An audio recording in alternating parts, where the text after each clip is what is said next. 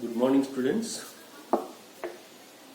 Electrostatic टॉपिकमध्ये आपण capacitor, principle of capacitor या गोष्टी पाहिलेल्या आहेत. आता त्याच्यानंतर कपॅसिटरचे 3 प्रकार असतात असं थोडंसं बोललो आपण.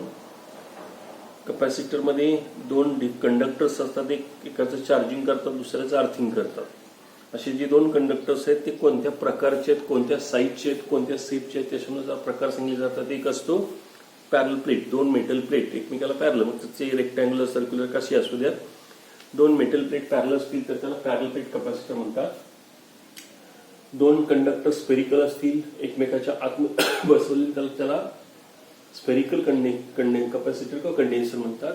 आणि जर दोन्ही सिलेंड्रिकल असतील जस्ट लाईक दिस एखादे, तर त्याला सिलेंड्रिकल कंडेन्सर किंवा कपॅसिटर म्हटलं जातं. आपल्याला आहे तो फक्त पॅरल प्लेट कपॅसिटर आहे, बाकीचे प्रकार आपल्याला नाही आहेत. प्रत्येकाचे कपॅसिटीचे फॉर्म्युले वेगळे आहेत. आता इथं कपॅसिटी ऑफ पॅरल प्लेट कपॅसिटर विदाउट डायलेक्ट्रिक म्हणजे काय, पहा पॅरल प्लेट कपॅसिटर आपण लिहितो. Here we have to consider a parallel plate capacitor like this. It has 2 plates, P and P dash का P1 P2 कसेही म्हणा. These are the 2 parallel metal plates. Each of area A, प्रत्येक प्लेटचा area सारखा असेल.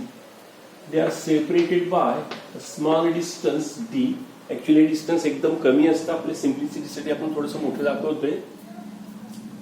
The plate P is charged with charge plus Q. एका प्लेटचे charging करतोय आपण, याला देतोय प्लस Q एवढा charge. Due to this, the charge minus Q is induced on the inner side of this other plate P dash. एका प्लेटला जर चार्ज पॉझिटिव्ह दिला असेल तर दुसऱ्या प्लेटच्या आतल्या बाजूला मायनस चार्ज, निगेटिव्ह चार्ज तयार होतो. And the positive charge induced on the outer side of this second plate remains free because this negative charge is bound. कारण ह्या दोघांमध्ये सेपरेशन एकदम कमी असतं, त्यामुळे हे चार्ज एकमेकांच्या क्लोज असतात, त्यामुळे याच्या दोघांमध्ये बाइंडिंग असते पॉझिटिव्ह निगेटिव्ह मध्ये. आता this negative charge is bound with this positive charge, while this charge positive charge on the outer side remains free, remains unbound. आणि मग हा जो फ्री चार्ज आहे that can be removed by earthing. या प्लेटचं earthing केलं तर हा charge त्यातून फ्लो आउट होतो, निघून जातो. या पद्धतीचा अर्थिंग असेल आणि अर्थिंग केल्यामुळे बाहेरचा पॉझिटिव्ह चार्ज रिमूव्ह झाला, तर या पद्धतीचा हा कपॅसिटर आहे. So here we have consider the parallel plate capacitor consisting of 2 metal plates P and P dash, each of area A. They are separated by very small distance D. The plate P is charged with the charge Q, while the plate P dash has induced, or the charge minus Q is induced on the inner side of the plate P dash, and the charge plus Q which is induced on the outer side which will be free, that can be removed by the earthing. या पद्धतीनं आता या दोघांमध्ये जो space आहे आपल्याला माहिती आहे, lines of force starts from positive आणि एंड्स ॲट निगेटिव्ह. याचा त्या लाईन्स ऑफ फोर्स अशा असतील. डायग्राम उभी दाखवली चालेल, पुस्तकामध्ये उभी दाखवली, पण थोडीशी आडवी करून दाखवते, काय हरकत नाहीये. हेच डायग्राम फक्त उभी असेल. मग आता या 2 प्लेट्सच्या मध्ये असणारं फील्ड इथला कुठला आहे, कारण ह्या प्लेट्स असताना अगदी क्लोज आहे, यांच्यामध्ये असणारं अंतर मिलीमीटर मध्ये असतं, एकदम कमी असतं. त्यामुळे ह्या दोघांच्या मध्ये असणार म्हणजे ऍक्च्युअली डिस्टन्स एकदम असं कमी आहे. याच्यामध्ये असणारा हा पॉइंट, पहिली प्लेट घ्या आणि दुसरी, दोघांच्या क्लोज पॉइंट आहे, दोघांच्या क्लोज पॉइंट आहे. आणि मग या ठिकाणी इलेक्ट्रिक फील्ड किती असेल याचा आपण विचार करायचा. या इथं पॉझिटिव्ह चार्ज असणारच आहे, हा पूर्ण कंडक्टर हा पॉझिटिव्ह चार्ज आहे, याचा अर्थ याचं फील्ड इकडे असणार आहे. याला पॉझिटिव्ह चार्ज असतो त्यामुळे याचं फील्ड इकडे असणार. हे 2 फील्ड एकमेकाला अप्रोच आहे, त्यामुळे एकमेकाला काय होतात, कॅन्सल होतात. म्हणून काय सांगितलं जातं, field outside the 2 plates cancels with each other and net electric field outside each plate is 0. बाहेरचं फील्ड 0 असेल दोन्ही बाजून, फक्त फील्ड आहे ते आतमध्ये. आणि मग आतलं फील्ड कसं असेल तर याचं फील्ड या बाजूला असेल, याचं फील्ड या बाजूला असेल, दोन्ही फील्ड एकाच दिशेला आहे. त्याचा अर्थ या 2 फील्डची डायरेक्शन काय होणार, एकमेकाला ऍड होणार आहे. म्हणून net electric field inside the plates, inside the प्लेट्सच्या आतमध्ये E इज इक्वल टू कसं असेल तर समजा पहिल्याचं E1 असेल दुसऱ्याचं E2 असेल तात्पुरते E1 प्लस E2 म्हणतो मी आपला E1 E2 काय असेल तर आपल्याला गॉसेस लॉचे ऍप्लिकेशन्स माहिती आहेत. त्याच्यामध्ये एक तिसरं ऍप्लिकेशन आहे फाइंड प्लेन इन्फायनाइट प्लेट असेल तर त्याच्यापासून इकडे इकडे कुठेही अंतर घेतलं तर या पॉईंटची इंटेन्सिटी त्याला डिस्टन्स नाहीये कारण हे फील्ड युनिफॉर्म असते सगळीकडे सारखं असतं sigma divided bye twice epsilon 0 इकडे घेतलं आणि इकडे घेतलं तर ते ऍप्लिकेशन आपण इथे घेतोय कारण प्लेट पॅरल मेटल प्लेन प्लेट आहेत म्हटलं की प्लेन म्हटलं की फायनाइट असतं ते इन्फायनाइट असतं आणि त्यामुळं हे इन्फायनाइट मेटल प्लेटच्या आउटसाइडचा पॉईंट असेल तर याची इंटेन्सिटी जी असेल ती E divided by twice epsilon 0 के आणि ती सुद्धा तेवढीच असेल epsilon sigma divided bye twice epsilon 0 sigma divided bye twice epsilon 0 plus sigma divided bye twice epsilon 0 याचंही फील्ड तेवढंच असेल याचंही फील्ड तेवढंच असेल फक्त डायरेक्शन दोघांच्या एका दिशेला असल्यामुळे दोघांची बेरीज होते आणि मग ही जी बेरीज आहे ती किती राहील तर sigma divided by 1/2 plus 1/2 cancel होतो 1 म्हणजे याचा अर्थ sigma divided by epsilon 0 but sigma what is sigma तर sigma is the surface charge density of this conductor charge conductor surface charge density म्हणजे काय तर चार्ज अपॉन एरिया याचा area किती आहे E चार्ज किती आहे Q म्हणून सिग्मा किती असेल Q upon A divided by epsilon 0 that is Q divided by A epsilon 0 हा झाला इलेक्ट्रिक फील्डचा factor electric field in between the plates दोन प्लेट्सच्या मध्ये असताना इलेक्ट्रिक फील्ड किती असेल E is equal to Q divided by A epsilon 0 या पद्धतीने. आता हे इलेक्ट्रिक फील्ड या दोघांमध्ये असणार इलेक्ट्रिक फील्ड युनिफॉर्म आहे कॉन्स्टंट कारण सगळीकडे लाईन्स पॅरल असणार आहेत त्या फील्ड युनिफॉर्म आहे म्हटलं की या युनिफॉर्म इलेक्ट्रिक फील्ड मध्ये सेपरेशन किंवा ही फील्ड किती डिस्टन्स आहे D and now if V is the potential difference between the two plates जर या दोन प्लेट्स मध्ये असणार पोटेन्शियल डिफरन्स जर V असेल तर E बरोबर it is formulas to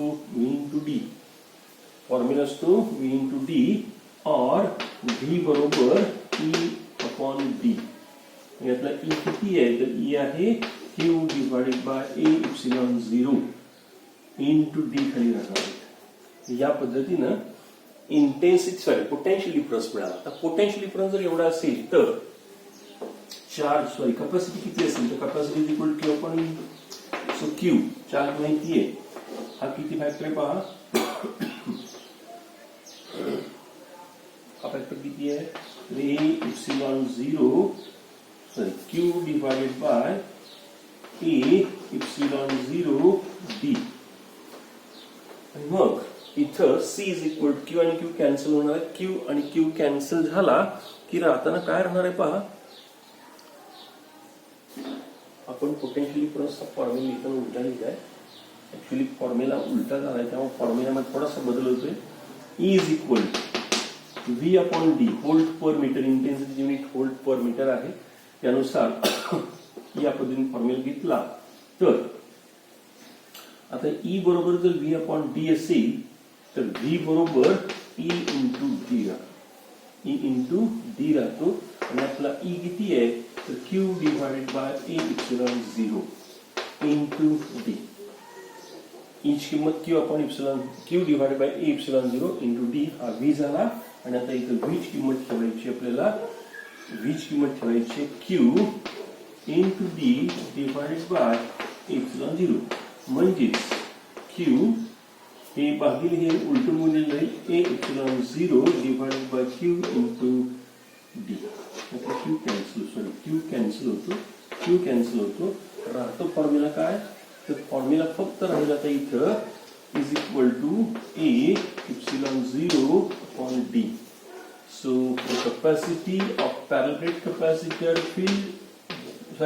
without dielectric without medium याचा अर्थ मीडियम नाही म्हणजे काय असेल एकतर एअर असेल किंवा व्हॅक्यूम असेल याचा एअर कंडेन्सर किंवा व्हॅक्यूम कंडेन्सर साठी कॅपॅसिटी असेल एवढी दोन प्लेट्सच्या मध्ये मीडियमच नाहीये दोन प्लेट्सच्या मध्ये डायलेक्ट्रिक नाही दोन प्लेट्सच्या मध्ये मीडियम नाहीये मीडियम नाही म्हणजे व्हॅक्यूम आणि असेल तर काय असेल दुसरं मग एअर आणि मग एअर कॅपॅसिटर किंवा व्हॅक्यूम कॅपॅसिटरची कॅपॅसिटी असेल A इप्सिलॉन 0 अपॉन D हा या ठिकाणचा फॉर्म्युला आहे. Where A is the area of each plate.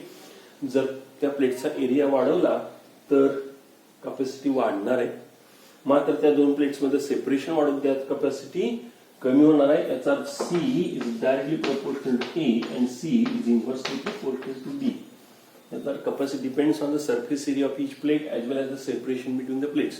As surface area increases, capacity increases. As the separation increases, capacity decreases. ते या पद्धतीने आपण कॅपॅसिटीचा फॉर्म्युला लिहितोय. नाव परत एकदा बघा.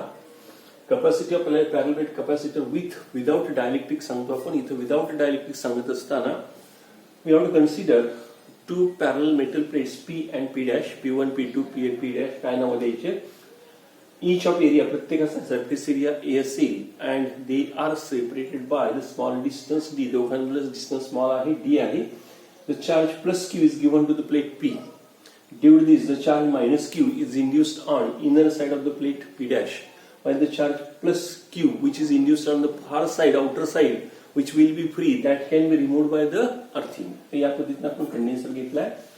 The field outside the two plates, field outside the condenser, field outside the capacitor is zero because the cancels. इकडचं field आणि इकडचं field इकडे पॉझिटिव्ह असल्यामुळे इकडे पॉझिटिव्ह असल्यामुळे field काय होणार कॅन्सल होणार आहे. अपोजिट असल्यामुळे field कॅन्सल होतं. Therefore, field outside the capacitor is zero, but the field inside the plates आतमध्ये field किती असेल तर आता हा पॉझिटिव्ह चार्जचा फील्ड असं असणार आहे, निगेटिव्ह चार्जचा फील्ड इकडे असणार आहे. दोन्हीची डायरेक्शन एक असेल तर दोघांची बेरीज, त्याला E1 म्हणतो याला E2 म्हणतो, दोघांची बेरीज सेम बेरीज होणार आहे. आणि म्हणून net electric field inside the plate is equal to sum of the electric fields due to this two plates. आणि मग या प्लेटचं या प्लेटचं फील्ड किती असणार आहे तर गॉसेस थेरमच्या तिसऱ्या ऍप्लिकेशन नुसार सिग्मा डिवाइडेड बाय 2ε0. मग दोघांचं सारखंच आहे, डायरेक्शन एकच आहे. Sigma divided by 2ε0 plus sigma divided by 2ε0 1/2 plus 1/2 1 राहतो. याचा सिग्मा पण ε0. हाही फॉर्म्युला आपण प्रूव्ह केलेला आहे यापूर्वी. गॉसेस थेरमचं पहिलं किंवा दुसरं ऍप्लिकेशन स्पेरिकल किंवा सिलिंड्रिकल कंडेन्सर घेतला तर त्याची कॅपॅसिटी जस्ट आउटसाइड त्याच्या आउटसाइड पॉईंटची कॅपॅसिटी इंटेन्सिटी एवढी असते हे आपण प्रूव्ह करू शकतो. त्यासाठी थोडंसं आपण मागायला जातोय. स्पेरिकल कंडक्टर घेतला आणि त्याच्या आउटसाइड पॉईंटचा आपल्याला माहिती त्याच्या सेंटर पासून R अंतरावरती जर पॉईंट P असेल तर या ठिकाणचं इलेक्ट्रिक फील्ड असतं 1/4πε0 P डिवाइडेड बाय R². हा त्याचा फॉर्म्युला आहे. हा फॉर्म्युला आहे. मग हा फॉर्म्युला आपण इथं आणला, हा पॉईंट इथे घेतला म्हणजे किती अंतरावरती त्या स्फिअरच्या एडीज याचा होणार आहे. म्हणजे ही इंटेन्सिटी इथली आहे, आउटसाइड पॉईंटची नाही, जस्ट आउटसाइडची आहे. यातला 4πr² म्हणजे एरिया झाला स्फिअरचा. आणि मग चार्ज आपण एरिया काढतो सिग्मा डिवाइडेड बाय ε0. हा फॉर्म्युला तिथं प्रूव्ह केला होता. सिलेंडरच्या बाबतीतही करता येतो, सिलेंडर आणि स्फिअर दोघांच्या बाबतीत. म्हणजे कुठलाही कंडक्टर चार्ज असेल तर त्याच्या जस्ट आउटसाइड पॉईंटचं फील्ड किती असतं सिग्मा आपण ε0. इथे सांगतो थोडंसं वेगळ्या पद्धतीने डायरेक्ट घेतलं चालतं, वेगळ्या पद्धतीने सांगितलं.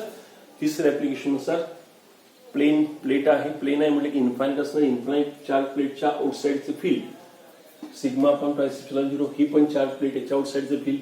फक्त दोन्ही फील्डची डायरेक्शन एक असल्यामुळे काय होणार आहे मायनस साईनचं फील्ड या दिशेला, पॉझिटिव्ह चार्जचं फील्ड पण या दिशेला आहे. याच्यापासून अवे याच्याकडे टुवर्ड्स, त्यामुळे दोघांची दिशा एक राहते. आणि मग ह्या दोघांची बेरीज करतोय आपण आणि बेरीज एवढी राहते. आणि मग या ठिकाणी सिग्मा काय असतो तर चार्ज आपण एरिया. सो क्यू आपण ε0 मग क्यू आपण ε0 हे झालं या ठिकाणचं फील्ड. या इन बिटवीन प्लेट्सचा मधला कुठलाही पॉईंट घेतला आणि हे फील्ड असताना युनिफॉर्म असताना कारण स्पेस कमी आहे, लाईन्स पॅरल आहेत, याचा ही फील्ड युनिफॉर्म असणार. याचा तिथली इंटेन्सिटी कुठली घेतली ती इंटेन्सिटी एवढी असणार. आणि मग ही इंटेन्सिटी किती, हे फील्ड किती डिस्टन्ससाठी आहे तर D. मग डिस्टन्स, इंटेन्सिटी आणि ह्या दोघांमधलं पोटेन्शियल डिफरन्स जर V असेल तर V बरोबर फॉर्म्युला असतो E/D, सॉरी E/D. कारण इंटेन्सिटीचा फॉर्म्युला आहे potential difference per unit distance.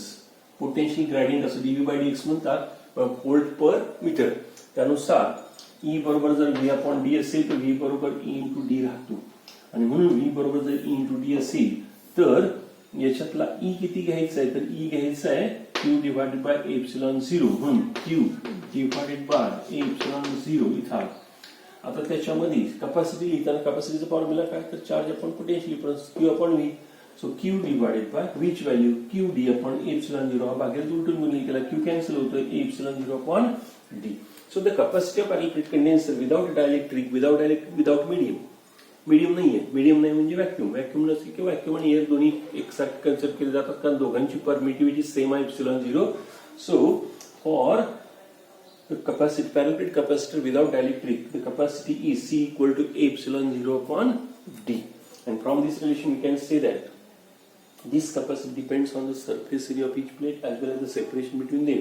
It is directly proportional area, inversely proportional separation. It means that as area of the plate increases, capacity increases. As the separation increases, capacity decreases and vice versa. या पद्धतीने आपण सांगू शकता. This is about the expression for capacity of parallel plate capacitor. Parallel plate capacitor ची capacity but without dielectric. With dielectric पण मांडणार आहोत आपण, पण आता सुरुवातीला विदाउट डायलेक्ट्रिक. असा हा कंडेन्सर जर चार्ज कंडेन्सर असेल त्याचं समजा आपण चार्जिंग केलं, इथंच लागले घेतोय आपण, पुढचा भाग अगोदर घेतोय आणि मधला भाग येतो नंतर घेतो. फक्त याला कन्सर्निंग आहे डायग्राम तीच आहे म्हणून आपण हा कंडेन्सर आता चार्ज केलेला दिसतोय आपल्याला, चार्जिंग केलेला आहे. असा हा कंडेन्सर असेल तर what is the energy stored in parallel plate capacitor. Energy stored in parallel plate capacitor. या parallel plate capacitor मध्ये एनर्जी स्टोअर केली असेल का आणि असेल तर किती असेल? तर केली असेल का एनर्जी कुठून येणार? कुठली एनर्जी येणार? इथे फील्ड आहे म्हटलं की एनर्जी आली, पण फील्ड कुठून आलं? तर चार्ज आला. चार्ज कुठून आला? तर चार्ज कुठून तरी बाहेरून दिला जातो. समजा इथे सोर्स आहे, आपण जसं मोबाईलचं चार्जिंग करण्यासाठी बोर्डला पिन लावतो तसा हा बोर्ड म्हणजे सोर्स, तसा हा सोर्स आहे, आपण चार्ज देतोय. मग हा चार्ज देण्यासाठी याच्यावरून काय केलं जातं? एनर्जी वापरली जाते. बॅटरी हळूहळू डाऊन होते ना. आपण घरामध्ये इलेक्ट्रिक डिव्हाइस वापरतोय, एखादा डिव्हाइस वापरतोय, लाईट एनर्जी वापरली जाते, इलेक्ट्रिकल एनर्जी वापरली जाते, मीटर रिडिंग वाढतं म्हणजे एनर्जी वापरली जाते. तसं इथं सरळ आहे, या कंडेन्सरचं चार्जिंग करताना याच्याकडून काय एनर्जी वापरली जाणार आहे म्हणून म्हटलं जातं work is done to charge the condenser. Work is done by the source to charge the condenser. कारण हा पॉझिटिव्ह चार्ज आला पण दुसरा एका पॉझिटिव्ह चार्ज येत राहतील, क्लॉक चार्ज. मग हा आलेला चार्ज येणारा चार्ज कारण पॉझिटिव्ह येणार, दोघांमध्ये काय होणार? रिपल्शन. पण रिपल्शनच्या अगेन्स्ट चार्ज द्यायचा आहे. हा आलेला चार्ज याला रिपेल करणार आहे पण त्याच्या अगेन्स्ट चार्ज द्यायचा आहे, पुढे द्यायचा आहे, त्याला ढकलायचं आहे. याचा अर्थ हा एनर्जी त्याला वाढवणार आहे, त्याची एनर्जी वाढवून त्याला पुढे ढकलणार आहे.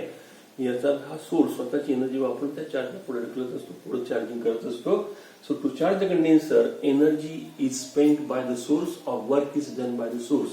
मग ही energy spent किंवा work done is stored in the condenser in the form of potential energy. आणि मग ही एनर्जी किती असते? ही एनर्जी आपल्याला या ठिकाणी कॅल्क्युलेट करायची आहे. So we have to consider again a parallel plate capacitor. Parallel plate capacitor of capacity C and its potential difference is V. The charge given to the plate P is Q, therefore its capacity is C is equal to Q upon V. ही पहिली expression. Potential difference असेल capital V. या पद्धतीने आपण capacity लिहिली. पण आता condenser सुरुवातीला असताना अनचार्ज असणार आहे. आता हा अनचार्ज कंडेन्सरचा आपण काय करतोय? चार्जिंग करतोय. कसा चार्ज करायचा? चार्ज फुल्ली पूर्ण चार्ज करायची, त्याची कॅपॅसिटी आहे तेवढा. मग सुरुवातीला चार्ज 0 असेल, आता चार्ज किती दिला आपण? Q. म्हणजे हा चार्जिंग सुरू झालं. सो ड्युरिंग चार्जिंग सुरू असताना, ड्युरिंग चार्जिंग ऑफ कंडेन्सरचं चार्जिंग सुरू असताना चार्ज हा 0 पासून Q कडे वाढणार आहे ऍट एनी सर्टन स्टेज मध्येच कुठेतरी. बघा, ड्युरिंग चार्जिंग चालू असताना आपण चार्ज केल्यानंतर एवढा चार्ज एवढं पोटेन्शियल डिफरन्स कॅपॅसिटी लिहिली. पण चार्जिंगच्या दरम्यान during charging at a certain stage मध्ये तर कुठल्या तरी एका स्टेजला at a certain stage charge, इथला जो चार्ज असेल तो 0 पेक्षा जास्त आणि कॅपिटल Q पेक्षा कमी चार्ज असेल स्मॉल Q. चार्ज किती असेल? Small Q. अँड इथलं पोटेन्शियल 0, इथलं पोटेन्शियल V झालं. मग मधलं पोटेन्शियल सुद्धा 0 आणि V च्या मध्ये असेल. चार्ज स्मॉल Q आहे, पोटेन्शियल स्मॉल V आहे अँड पोटेन्शियल डिफरन्स हा स्मॉल V असेल. तो कॅपिटल V हा स्मॉल V आहे. हा capital Q small Q, capital V small V. Therefore capacity, त्या स्टेजला कॅपॅसिटी काय असेल? हा स्मॉल असेल का? कॅपॅसिटी तेवढी कमी असेल का? तर कॅपॅसिटी कंडेन्सरची कपॅसिटी दिलेल्या कंडेन्सर चार्ज असू द्यात नाही तर नसू द्यात, काल म्हटलं भांड भरलेलं असेल किंवा रिकामा असेल पण त्याची कपॅसिटी ठरलेली असते, तसं याची कपॅसिटी ही सी आहे, तो चार्ज करा किंवा करू नका, त्यामुळे आता सुद्धा कपॅसिटी तेवढीच असणार आहे, फक्त चार्ज अपॉन पोटेन्शियल असं लिहिलं, or V is equal Q upon C.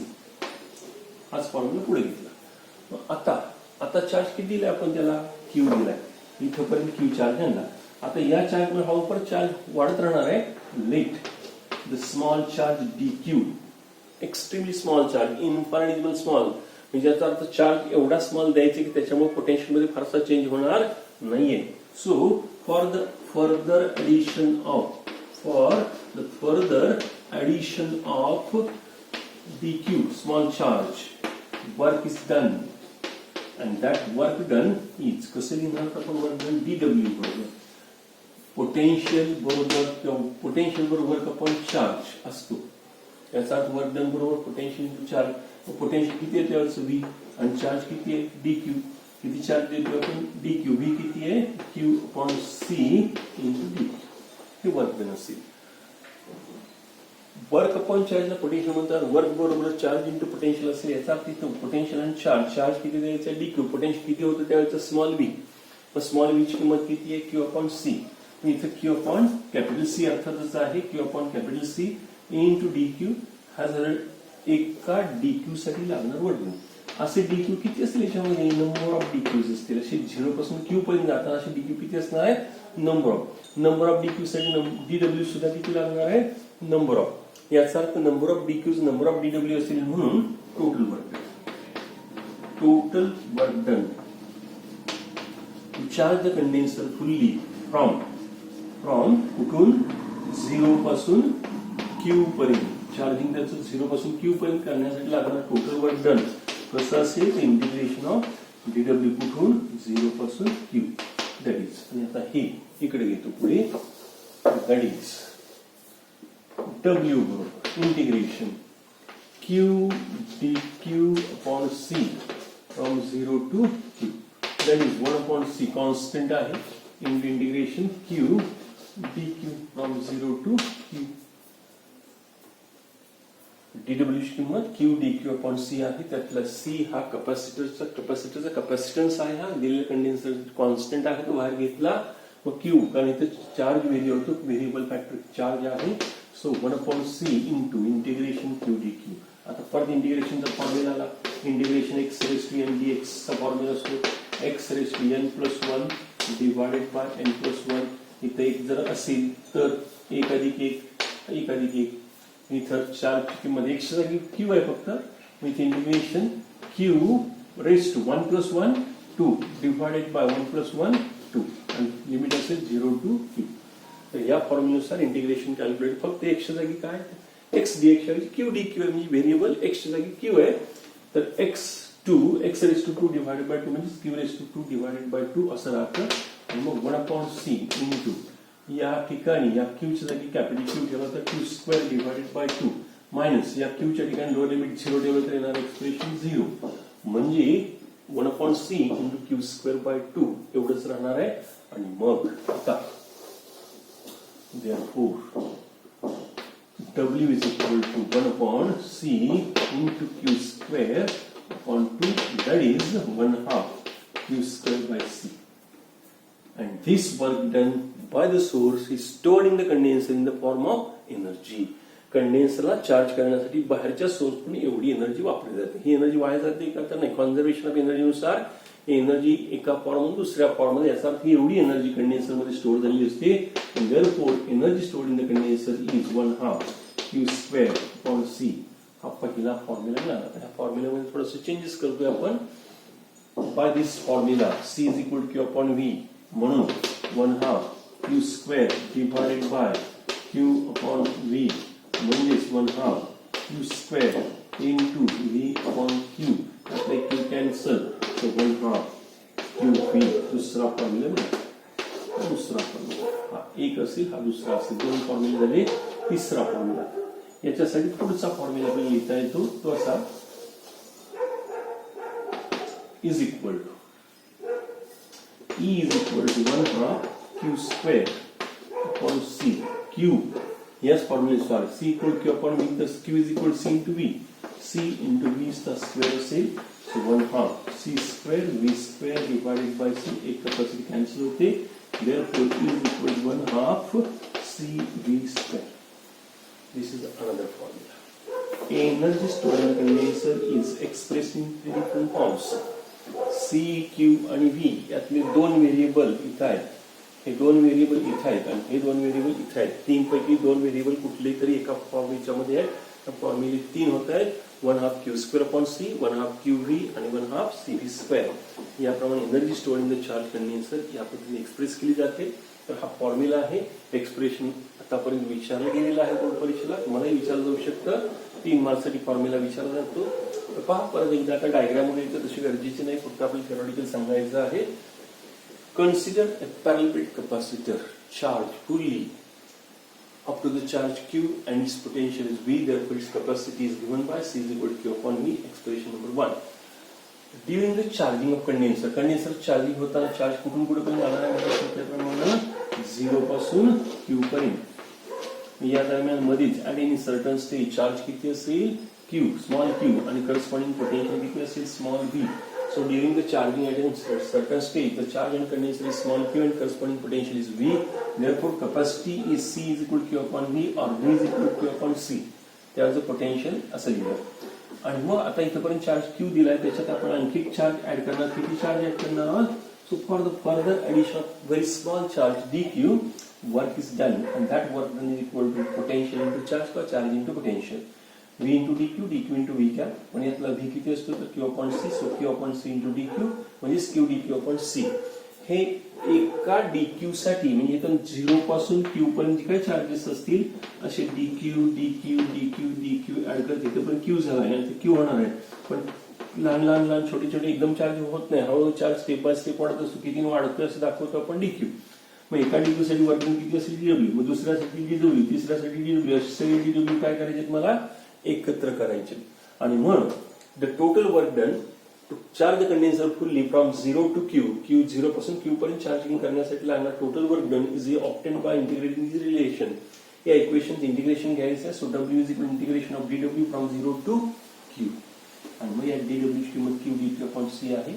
इथे घेतला W वर integration Q dq upon C from 0 to Q. यातला 1 अपॉन C हा कॉन्स्टंट बाहेर घेतला. Integration Q dq upon Q dq from 0 to Q. आता इंटिग्रेशन Q dq ची value integration x raised to n च्या फॉर्म्युल्यानुसार घेतली तर Q स्क्वेअर Q रेस्ट 1 आहे तर 1 + 1 2 divided by 1 + 1 2. So Q square upon 2 ला लिमिट्स 0 टू Q आहेत. मग या ठिकाणी पहिल्यांदा या स्मॉल q जागी अप्पर लिमिट ठेवला Q स्क्वेअर अपॉन 2 मायनस या Q च्या ठिकाणी लोअर लिमिट 0 ठेवला 0 स्क्वेअर अपॉन 2 0 स्क्वेअर 0 0 भागिले 2 0 0. हा 0 वजा 0 तो सोडून दिला. एवढंच राहील. So 1 upon C into Q square by 2 Q 1/2 Q square upon C. This is the work done. And now this work done is stored in the condenser in the form of energy, potential energy. And therefore energy stored in the condenser is electrostatic energy म्हणा, potential energy म्हणा, whatever. So E is equal to 1/2 Q square upon C. This is the first expression. Now by the equation 1 C equal to Q upon V. Therefore 1 upon Q square divided by C. C ची value Q upon V आहे. अब आगले तो उलटून गुणी केला तर 1/2 Q square upon Q square into V upon Q. Q cancel होतो. 1/2 Q V राहतो. दुसरा फॉर्म्युला मिळाला. तिसरा परत तोच फॉर्म्युला घेतो 1/2 Q square upon C. त्यातला Q ची किंमत इक्वेशन 1 नुसार C equal to Q upon V असेल तर V into C किंवा C into V म्हणजे Q असतो म्हणून Q ची किंमत CV त्याचा square C square V square. So 1/2 C square V square upon C. एक C कॅन्सल होतो. 1/2 C into V square. So 1/2 CV square. So the energy stored in the condenser is expressed in three different forms. E is equal to 1/2 Q square upon C, 1/2 Q3 and 1/2 CV square. These are the three different formulas. Energy stored in condenser. Example पण असतात. 1-2 मार्क्सचे फॉर्म्युले example असतात. कुठले factor दिले? Charge आणि potential असतं. Charge आणि potential तर हा, चार्ज आणि कॅपॅसिटी तर हा आणि कॅपॅसिटी आणि पोटेन्शियल तर हा. या पद्धतीने एक्सप्रेशन्स आहेत. प्रत्येक एनर्जी कशामध्ये येणार आहे अर्थातच ज्यूल मध्ये येणार कारण एनर्जी आहे. तर या पद्धतीने 2 फॉर्म्युले आपण सांगितलेले आहेत. आता याच्यानंतरचा पुढचा फॉर्म्युला आपण पुढच्या तासात सांगतोय. आपण या ठिकाणी थांबतोय. थँक्यू.